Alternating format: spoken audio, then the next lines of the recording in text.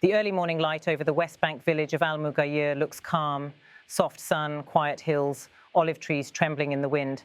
But that calm is deceptive.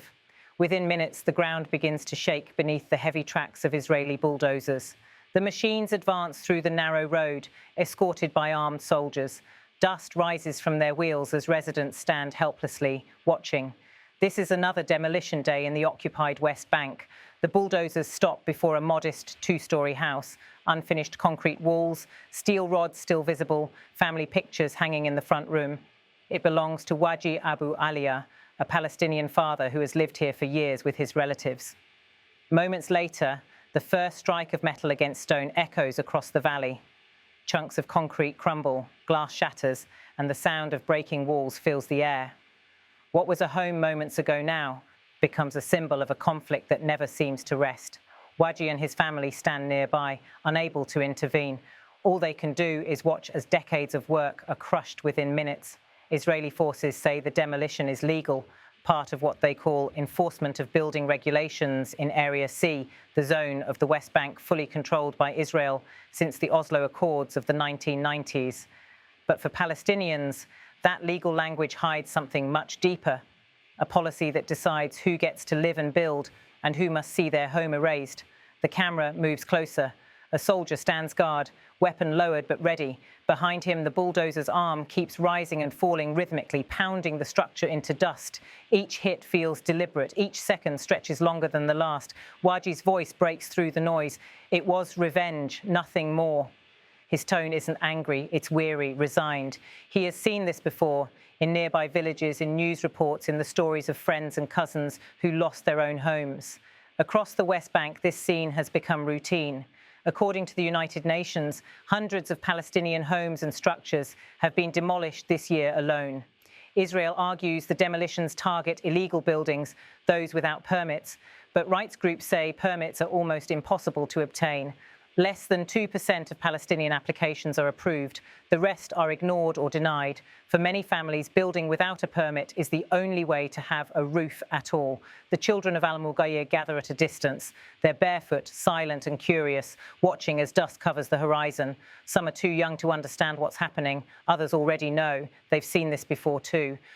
For them, this is not a story on the news. It's their childhood, a life framed by occupation and uncertainty. Each demolition teaches a quiet lesson that even the walls you build with your own hands may not be yours to keep. As the machines pull back, the air fills with silence. The home is gone, replaced by rubble, a small pile of twisted rebar, broken tiles, and children's toys half buried in dust. The family walks toward it slowly, stepping over the debris that used to be their living room. Wajih stops at what was once his doorway. The camera zooms in, his face lined with disbelief and fatigue. Then he begins to speak. Our city, he says, is surrounded on all sides by Area C. There is nowhere left to build.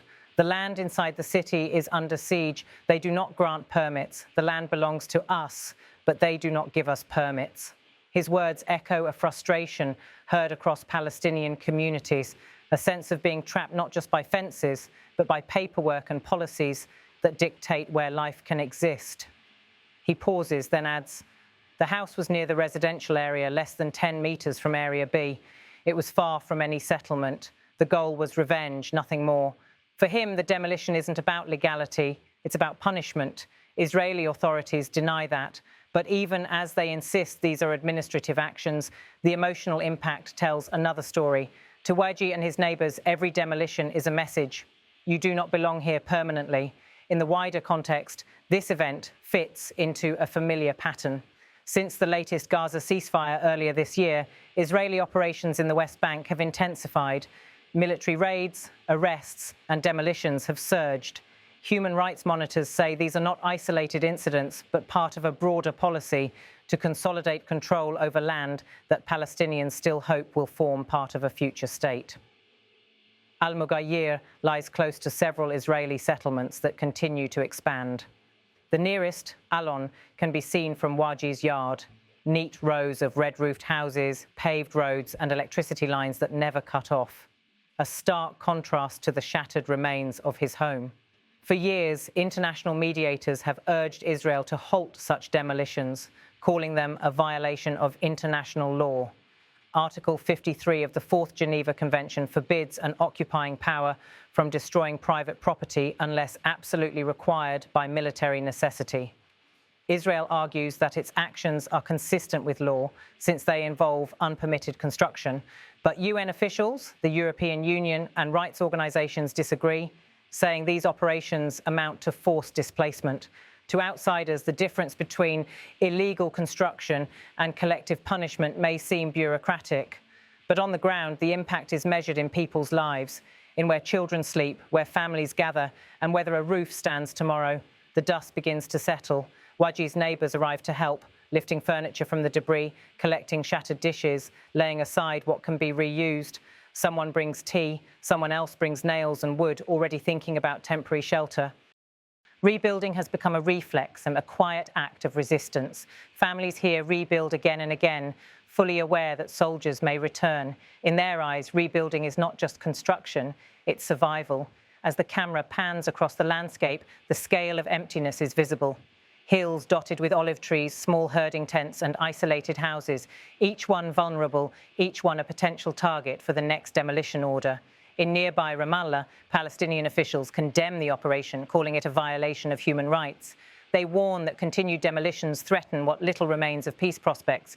But in Al-Mughayyir, politics feels far away. For Wajih and his family, the loss is deeply personal. The debate about sovereignty and law means little when you have nowhere to sleep tonight. The journalist on scene notes that these demolitions rarely make headlines for long. They happen quietly, almost invisibly, in villages most people have never heard of. Yet together they form the geography of displacement. Each pile of rubble marks the edge of what Palestinians can still call home.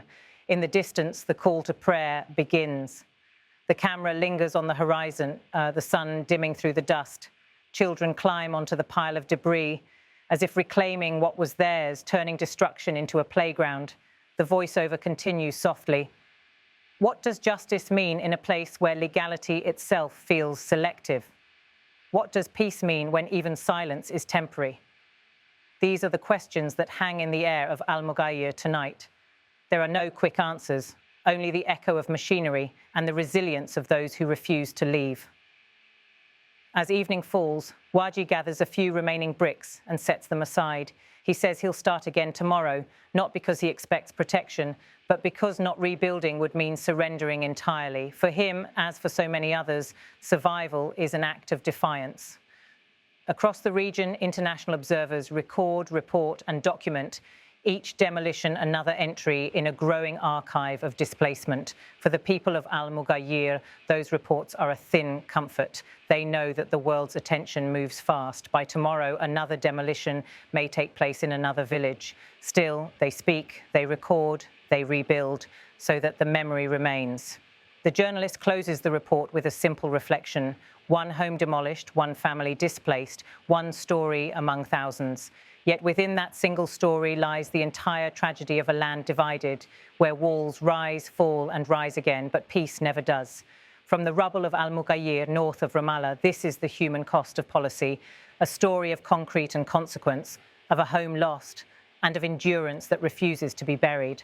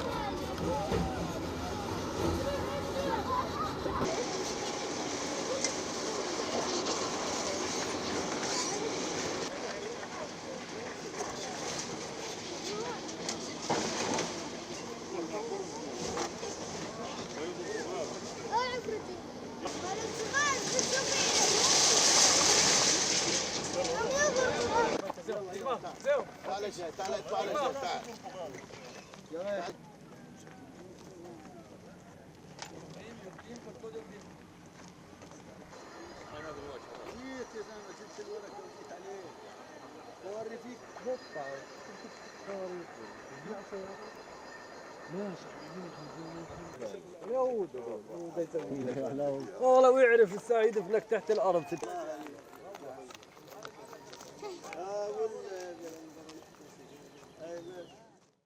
عمي البلد، احنا عندنا البلد محصوره من جميع الجهات، وجميع الجهات محاطه منطقه سي، وما في مجال انك تبني داخل البلد، وداخل البلد الارض محصوره، يعني ما في مجال. يعني ما بعطوا تراخيص، ما بعطوا تراخيص. احنا لو اعطونا رخصه ما رخصناها. الارض الارض بس ما بعطونا تراخيص. هي في الجهة الجنوبية من البلد، قريب من بيوت البلد، بعيد عن المنطقة بجزء من 5 إلى 10 متر، يعني مش هالمسافة، ولا في عنده مستوطنات وبعيد عن خط ألون يعني. فالهدف هدف انتقام مش أكثر يعني.